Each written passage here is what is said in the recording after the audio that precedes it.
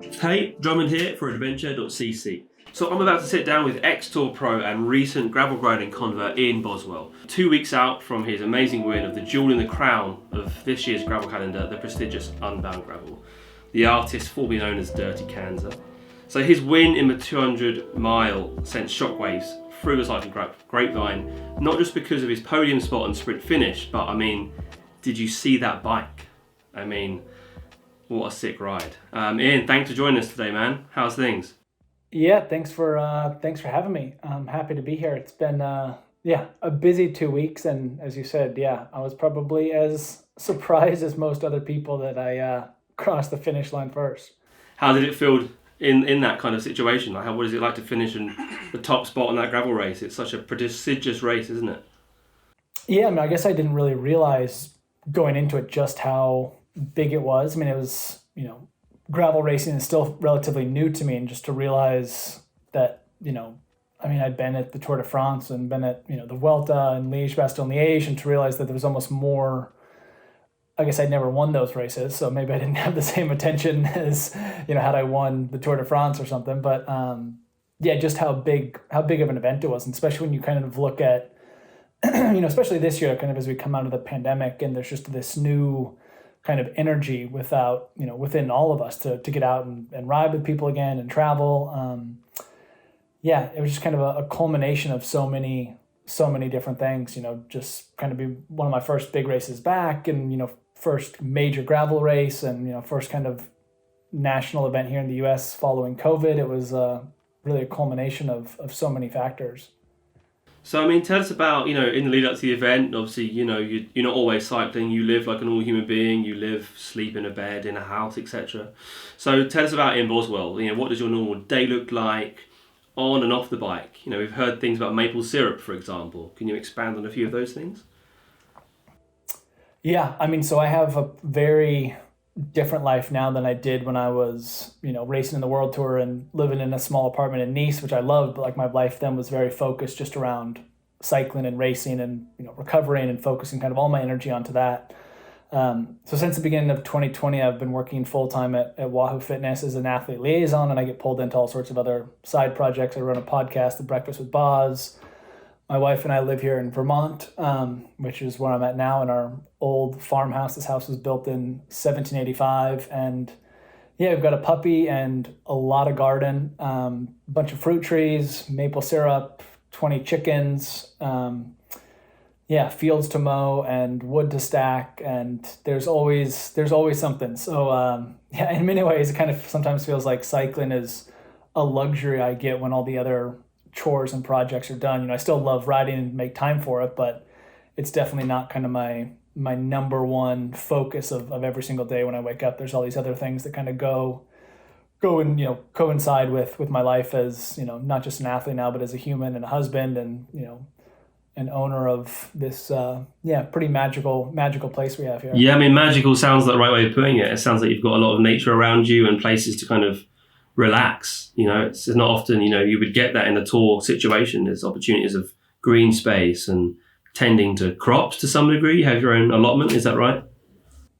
Yeah, we have, it's more than enough food that we can possibly eat of the things that we grow. So we do, I guess, that we could eat fresh. So we can a lot, preserve a lot, trade stuff with neighbors,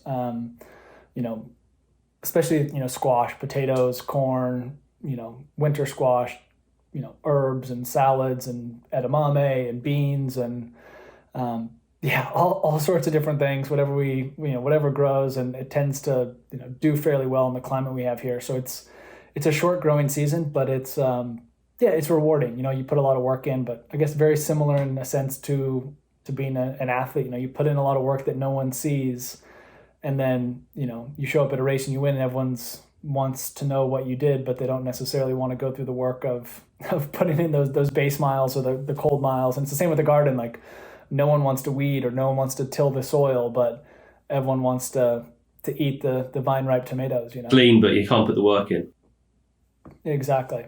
Yeah. So over the last few years, we've seen a great deal of tour pros, make the move to gravel. So obviously you now have this life where you haven't got the pressures of the tour situation, but you've moved to these gravel and ultra endurance events. Is there like a one specific draw that sees this crowd like making the change? Like, or are a few things that appeal to riders like yourselves that you used to call, the peloton home to some degree? Yeah, I mean, I think there's multiple things. I think, in a situation like myself, or, I look at Ted King and Peter Stetina, it very much was a situation for one reason or another, road racing, you'd kind of run your course in road racing. For me, it was a crash. For Ted, he was kind of getting older in age and didn't want to travel as much, internationally. Pete kind of had an opportunity to do some gravel events while still racing on the road. And there's been an influx from the industry to kind of put more, attention and resources behind the gravel market. So it's allowed riders to make that transition. But I think a lot of it, has to do with, I guess when you speak specifically of riders coming from the world tour to gravel, it's really a lifestyle choice. You still want to ride, you still want to, go fast and, race, but you also want to spend more time at home. You don't want to be doing 100 race days a year. You want to be doing, 20 race days a year or less. I'll do maybe 8 race days a year this year. And people are approaching it in very different ways. Someone like Colin Strickland and Pete, this their full-time job is racing. For myself, I have a full-time job and I kind of race on the side. Doesn't mean I don't, ride and train and push myself, but there's so many different kind of ways to approach the growing space of gravel racing. And how does it feel? There's been a lot of talk of like, the last 10 days now, like things about like your numbers and how you've maintained your certain speeds on the race. And, the rate which you guys are going is higher than most people really aspire to go on smooth tarmac. Obviously you have benefits there, in training like you have done in the past. But could you maybe just touch on the difficulties of like how it, what it's like to go fast on gravel compared to tarmac? Like, is it more work on your wrists? Like, it's those kind of things. It's different in the sense that, you probably won't follow people in front of you as closely as you would on tarmac. And especially when you look at the beginning of an event like Unbound, when you have, 1,500 people of a wide variety of skills and ability, you maybe don't trust everyone quite as much as you would if you're in a world tour race where that everyone's been doing this for, 15 years of their life at these speeds. So you leave a bit more space, but to be honestly, physically, I did not feel anything after the event as far as like nothing was sore out of the ordinary. I put a lot of that down to, just my position on the bike, but then, in particular having the future shock and also the coefficient RR handlebar, it's like I had no blisters. I had nothing wrong, which I was surprised. If you hear these horror stories of people, finishing that event with blisters and, their feet are numb and they can't feel their toes for months. And, I walked out of that event. It was a long ride and my muscles were sore, but nothing really abnormal to the point where I was like, completely cooked. And I think a lot of that is just spending time on the bike that you're going to race on, running the same. Yeah. I had the same identical setup that I ride pretty much every day. And I think that I didn't do any extra special double bar tape or special gloves or anything like that. Just you put enough time in one position and you can kind of do anything on that bike and with that setup. Pays dividends to spend time on the bike. Absolutely. Otherwise subtle changes can have huge impacts later on, I can imagine. Exactly. Yeah. I guess the one thing I did have and you'd mentioned it earlier, I did have that new rock combo frame, which was awesome, but it was identical to the frame I had been riding. So it was just a different paint job, but everything else was the same as what I had previously had. Purely cosmetics and like pretty rad as well.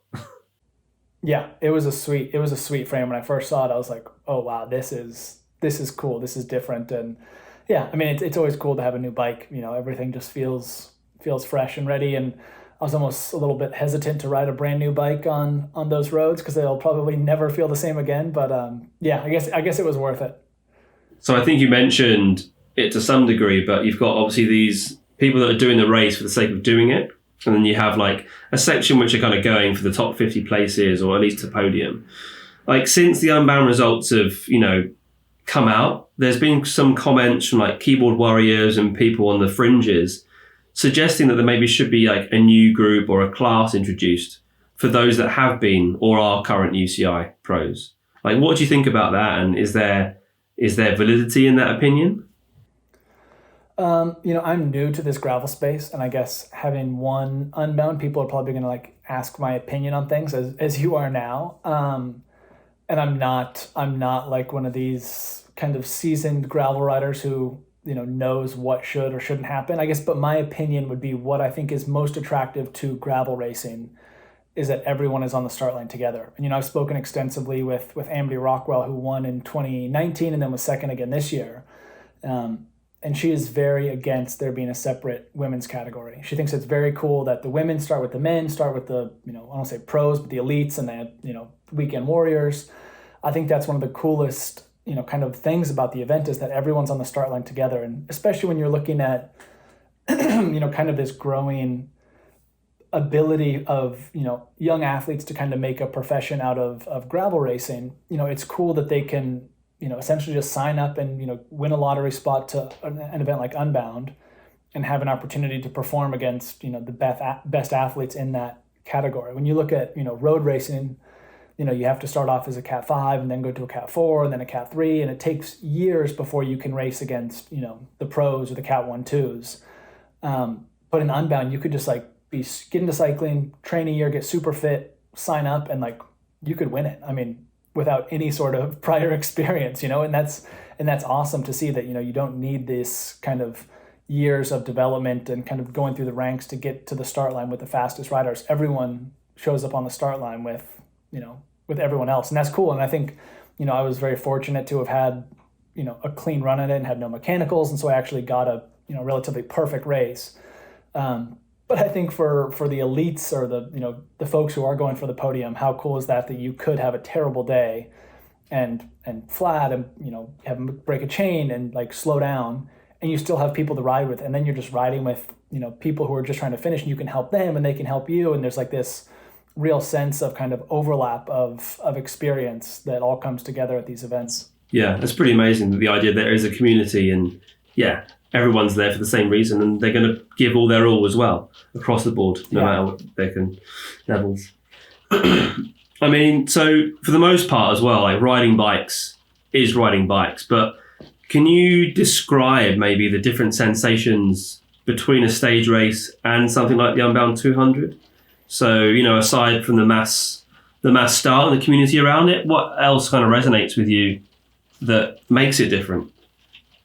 I think, for me, the level of just, and I guess in my position uniquely, the lack of, I don't want to say expectation or pressure, but the sense of you're there to enjoy it. And these events started off as, people going out and pushing themselves. And that's, very different than maybe racing on, a high level on the road and the world tour, where it's very much you're doing a job and you're being paid to perform.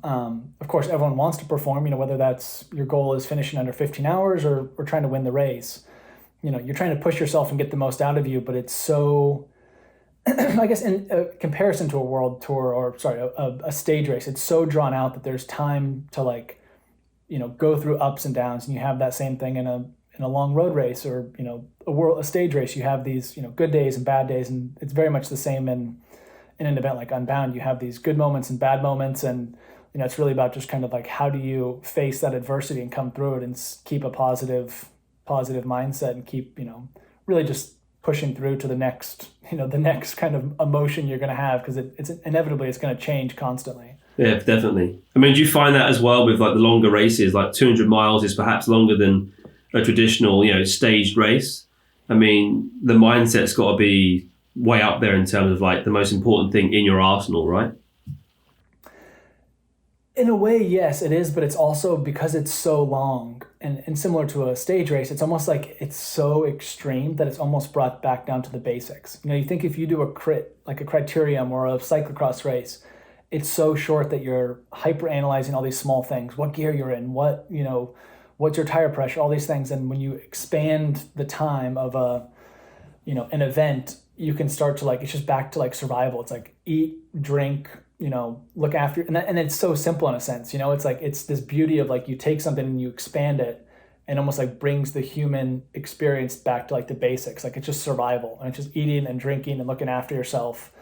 And that's all you really have to worry about in 10 hours. There's other factors of the race, but those are the most important. And when you condense something into a, 20-minute time trial or a criterium race, those kind of basic survival senses are almost not necessary. You're focusing on all these other aspects of the race, tactics and technique and cornering, which play a part in gravel racing, but it's almost like very much, and I think that's why people love it, is that it's such a basic, like a basic human instinct of like, all right, I just need to survive. And that's really the ultimate goal of a race like Unbound. So whilst you were on like pro road teams, I guess you had little choice in the kit you use or the sponsors that you've been involved with. But you now are solo and racing gravel, you're supported by all sorts of brands like Coefficient, Specialized, Wahoo, Junior, Thule, SRAM, Juice Lubes as well. What's it like working with these brands, and how do you go maybe about seeking partners or getting involved with people? Yeah, it's definitely different than the World Tour. In a World Tour team, essentially, you have someone within the team who's working on the negotiations with partners, and as an athlete, you are provided with those products, and you really don't have any say in what you choose to use. And again, people approach it differently. Some athletes who are racing at this elite level, they're trying to make a living off this, so they're trying to find partners that work for them, but also that can compensate them for their work and their time and their promotion of the product. I'm fortunate in the sense that I have a job at Wahoo, so I get which kind of ties into all my other partners, is I get to work with partners and brands that I actually really admire and products that I want to use. If I didn't want to use, well, I mean, you could go out and buy stuff, but it's like I could also use the products that I really admire using, and it's a nice sense of kind of independence that you're like, hey, I want to reach out to this brand, or this brand reach out to me, and I'm going to pursue an opportunity here because I really admire what they're doing or what they're producing, how they're doing it, which I think is so different than the World Tour. And I guess when I was in the World Tour, you have awesome equipment, but you can jump from bike to bike or group set to group set, or all these things can change year to year based off the negotiation that someone within the team has made with a brand. And there's much more a sense of where I'm at now is like, how can I build long-term relationships with these partners and brands to like both help them, but also help me. I'm more than happy to test things out and experiment with things. Like you'd mentioned, Coefficient. I've been on those bars for well over a year now and kind of testing them and, seeing what they feel like. And all of a sudden, everyone's interested in them because I won Unbound on them. But it's like, I've been riding these for, I guess over a year and a half now.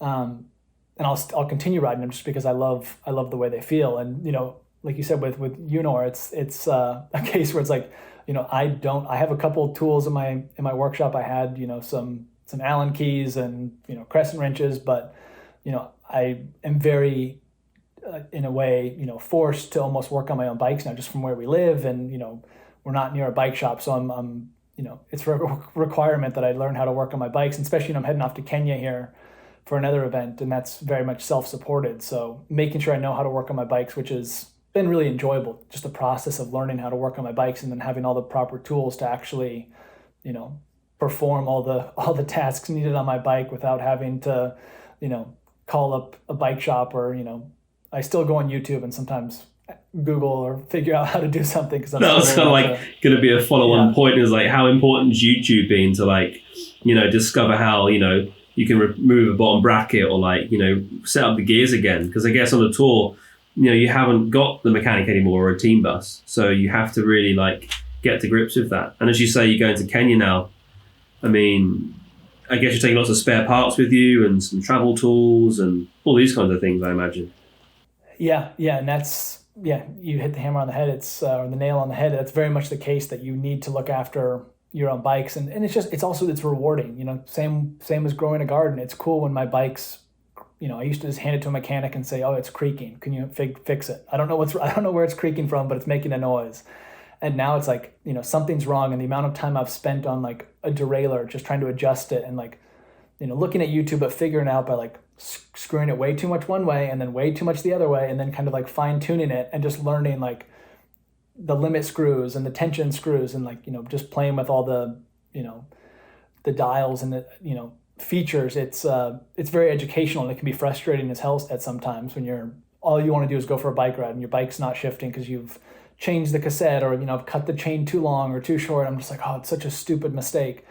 but I'm constantly learning, and especially, bikes have changed a lot since, when I first started working on bikes.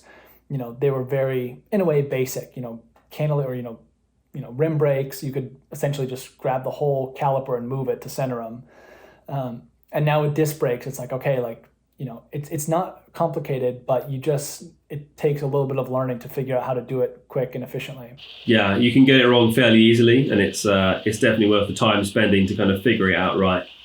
But it's nice to know, there's a level playing field, going from X Tour Pro, there's, people have the same problems like across the world, in their workshop trying to make do with bad tools and fix things through YouTube. So it's nice to hear that's, your experience as well as you're kind of emerging into this self-reliant kind of domain now, I guess. Yeah, well, I'm still even learning what all the tools are for. I have the the brake, the piston press, and I just recently learned that is not for the pistons. That is for when the brake pads are still in the brakes. You use that to press the pistons out. Don't actually press the pistons with the metal tool. So I learned that. I didn't break anything, but yeah, a friend's like, yeah, that's what that's for. I'm like, oh, okay, cool. Now I know how to use it. Excellent. So we have apparently some credible intel that might know some like choice PG-13 sayings from your days racing overseas, or even some pretty good northern accents. Is that true? Possibly. Yeah. Care to share? Oh, I don't know. I spent a lot of time on, on Team Sky, and you pick up so many different accents from, different people within the peloton. I remember when I first joined Team Sky and I heard Pete Kenna talk from Isle of Man, and I was like, I didn't understand anything he said. And you slowly pick up on accents and whatnot. Same with when I was at Katusha, the Russian accent. I enjoyed doing that, but yeah, it's I don't know, maybe better kept for us meeting over a beer or something. Sure, yeah, for another time perhaps. Yeah. So there's a couple more questions we're going to work through. I mean, so a key part of your finish line celebration, which is kind of along with the win, has brought some, recognition amongst the LGBTQ plus community. And it was you wearing the transgender flag sweatband in support of the transgender community and athletes. So I understand you have a direct personal connection to the cause. Would you mind telling us about that and like the ways that others can support the cause? Yeah. So my nephew came out as trans last year, and it was very much a topic that I was not informed on. Obviously I knew of, the transgender movement and LGBTQ, and, I was never, against it or had any like strong opinions, anti, LGBTQ, but it was something that never really, I never really put much thought to. Obviously having a family member come out and, made me much more aware and much more kind of involved in, what they were going through and what other people are going through. And then, before I went to a race down in Arkansas, which there was a lot of kind of controversy around whether cyclists should be going to Arkansas to race, because there was essentially a trans ban taking place in Arkansas that passed legislation. So I was very conflicted as to whether I should go to the event or not. So at that point, I started reaching out to, people who I knew who were directly involved in that community and who, these laws and regulations, affect them personally. So I, just made sure to like actually speak to people of the LGBTQ plus community and say, okay, how can I be helpful? Because I would love to support you. I love to help you. And I want to also listen and understand, because I don't have the same life experience that you have. And that's something that's become very, relevant and prevalent to me recently, is just how different my life experience is from, someone of that community, or someone who's come from the BIPOC community, or even someone growing up in the UK or Africa, and realizing that it's easy to look at life through my perspective and make a judgment on something, or, think a certain way, and to realize that, so many people have made it to this point in life, or to whatever point they're at, from a very different experience. And that's so, it's such a big, kind of life lesson to realize that so many people have had such a different life experience than you or I, or, my wife or my brother or cousin or whoever it is. So I ordered some of those bands before the race I did in Arkansas, with, the support of, the people in the LGBTQ plus community that I got in touch with. I made some contributions to the ACLU of Arkansas, And, most importantly, I spoke to my nephew and said, hey, what do you think about me going to this race? What do you think about me wearing this band in support of you and, what's happening here in Arkansas? Then I ordered some more before heading to Unbound and passed them out on the start line. And thankfully, some very influential people wore them and, posted about it. And it's just been so powerful to see how such a small gesture has made such a big impact. It's crazy that, I did something really to support a family member and some people that I know, who are in the LGBTQ plus community, but also in the cycling community. And to see, the outreach that has come to both me and to them through just something so small of wearing a wristband.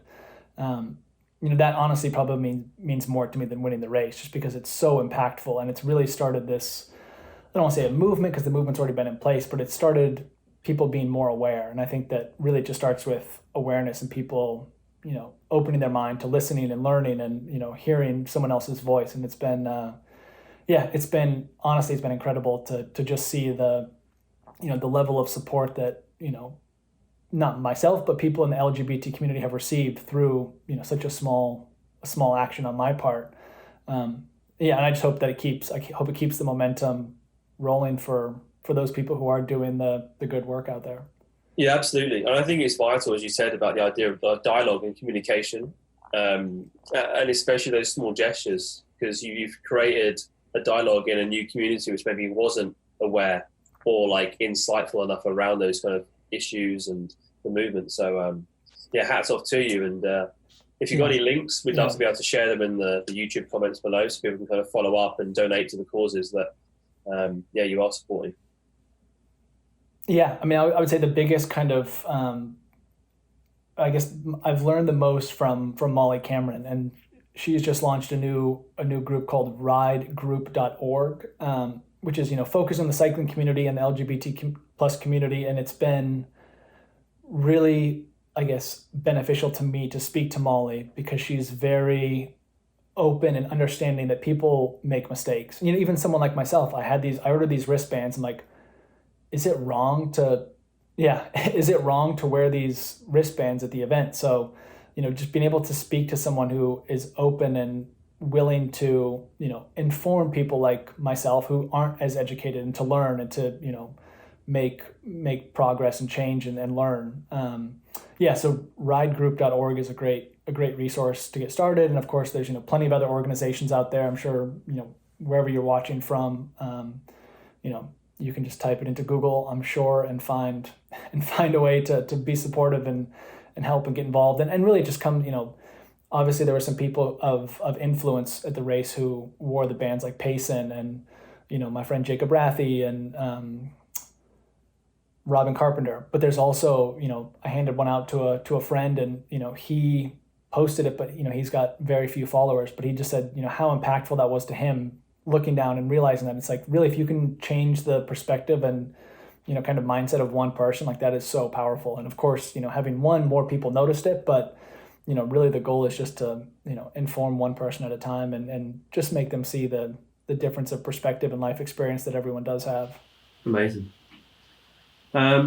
So kind of moving back towards the bike end of things, you've got your big ranch, you've got your land, you've got all this space. Do you have a big garage? Do you fancy listing, all the bikes that you currently own, or is it just the one Diverge and the amazing? Yeah, but we don't have a garage actually. We have a barn. Even better. So more bikes then. Yeah. I'm trying to think of all the bikes I have. Well, I guess there's 2 Diverges now. I have the original Diverge I had plus the new Rock Combo paint job. I have a fat bike for winter, a Fat Boy.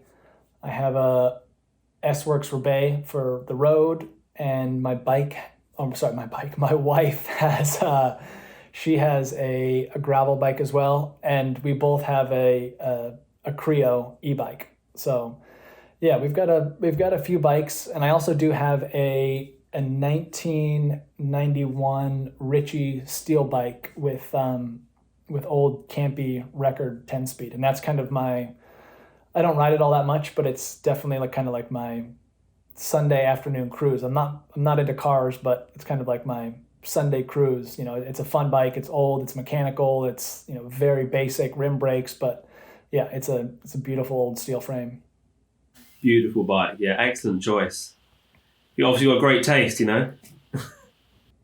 Yeah, well, I'll be honest, I didn't buy it. I traded it with a friend who didn't want it for some bike parts. So yeah, I think it all worked out. And he wasn't using it much. He was riding more gravel than road, and he knew that I was a road rider. So yeah, it's a beautiful bike, but it's yeah, I mean, I there's a bike for kind of every condition, every season, which is important up here in Vermont. I guess I also have a Wahoo kicker bike in my basement, which gets a lot of use during the winter time, just because sometimes too cold and snowy to ride outside. Not even on a fat bike, you know. You get the mittens on and the heated gloves. Yeah, the mittens are a big, crucial part to fat biking. I mean, yeah, you can put on the biggest gloves you have, but if you don't have the bar mitts on, then you're gonna freeze your fingers off. Are you tempted by any of the fat bike races? Obviously, there's one that goes on in is it Alaska? I might be incorrect there, but do those kind of appeal to you? Depends. I love riding my fat bike just because it's a way to keep riding through the winter, but we'll see. I mean, there's some other, yeah, there's like the Iditarod, and I know there's one in, is it Minnesota? Or there's the Berkey, it's a ski race, but they also have a fat bike race.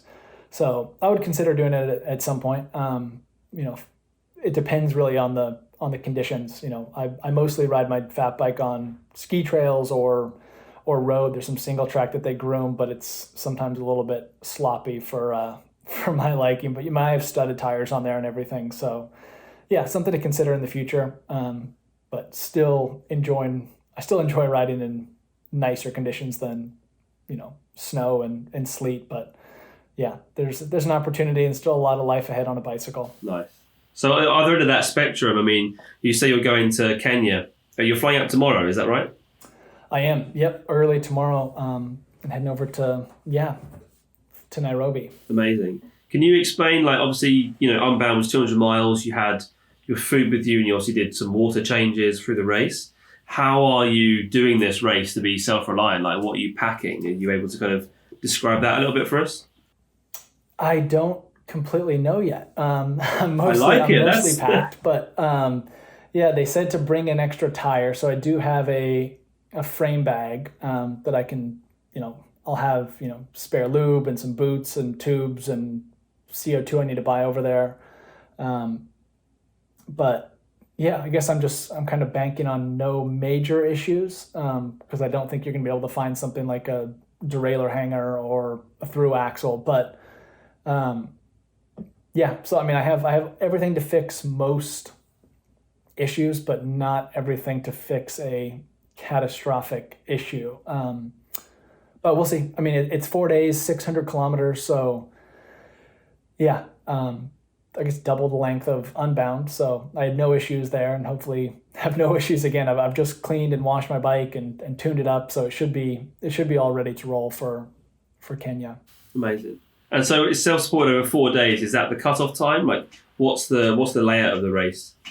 Well, maybe I wasn't complete. It's a stage race, so there is so you can, like, you know, swap a tire at camp if you happen to puncture or something, or, you know, slice a sidewall or break a chain.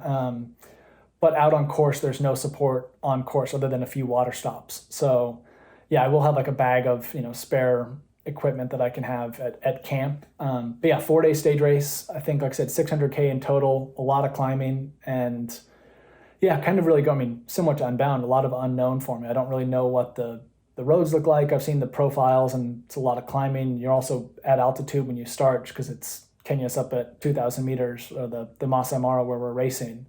So it's very much an adventure. You know, I think there's going to be a lot of, you know, little, not issues, but things that arise, and it's going to be really a matter of just kind of rolling with the punches and facing adversity and making the most of it while trying to keep a smile on my face.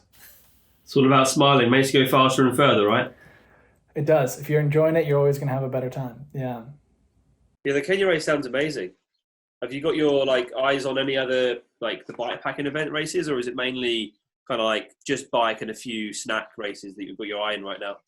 I would love to do more bike packing. I looked at, if COVID was still an issue this year, I was looking at doing the Tour Divide. Yeah, wicked. Trying to go for the record there, but I don't know, I might need a few more years of preparation to learn how to do something like that, because I think it's like You have to do 230 miles a day for 12 days to take the record, which is a lot. So Yeah, that's intense. yeah. Yeah. So It we'll was see. I was funny. I was in the gym yesterday or the day before, and some chap asked me, "Was like, what do you do?" Like, "Oh, I cycle." I was like, "Oh, maybe I thought that." And he was telling me about the Tour Divide. I was like, "Oh yeah, I know it." And it's amazing. Yeah. It's one of these races that even if you're not in cycling, people are aware of it because it's such a monumental feat. Yeah. I mean, are there any other like big staple races that you've heard of, even though you're in the Tour de France and all these things? Are there races that were kind of like talked about in the team buses? Yeah. Yeah. I mean that, there's, other very like what's the Trans Alps looks like another sweet, especially because it's, in Europe, that would be a sweet event to try at some point. But yeah, I guess it's like, especially as you get older, it feels like the longer events probably suit you better. The multi-day ultra endurance, and what was the Atlas race looked awesome. And yeah, there's still was wicked. It was such a good race. Yeah. I've been speaking with Joe Cruz a fair bit about some trips that he's planning this summer. So even if it's just some bike packing, maybe not races, just adventures, something like that would be fun to get into as well. Yeah, just the great outdoors always gives back. Exactly, it does. Then you learn most through the worst times. So yeah, it's the only way to grow, isn't it? Yeah. Now this is the $1 million question, obviously, and I'm glad you're sitting down for it. Spaghetti or tagliatelle? We need to know. Oh, spaghetti or tagliatelle? Tell me, what is tagliatelle? What shape is it? It's kind of like spiral, right? It's kind of like a flat spaghetti. So you've got linguine, which is a bit skinny, and tagliatelle is slightly wider. Oh, I'd go tagliatelle any day. Yeah. Excellent choice. Yeah. It's my go-to as well. So, great minds think alike. Yeah, and pesto over red sauce, always. Always. You know how it's done. Have you made homemade pesto yet with your ingredients from the garden? Yeah, we have a lot of pesto. Made some tomato sauce as well, and it's always maybe store-bought tomato sauce is better. We have a lot of homemade stuff, and it's always a little bit watery. So our pesto is always, packs more of a punch. So when's the Boswell stores opening for people passing by, Oh, goodness. Well, if you come stay at our A-frame out back, we have a little independent unit people can rent, and you can buy a garden basket or jams and jellies and pesto. So if you want to come take a trip out, then we can hook you up. Absolutely. Sounds good. Well, yeah, thanks for your time, Ian. Really great to speak to you. Congrats on the win again. Thank you. Yeah, all the best in Kenya as well. It sounds amazing. Thank you. I appreciate it. Yeah, man. Awesome. Safe flight, and speak to you soon. Awesome. Thanks, Michael.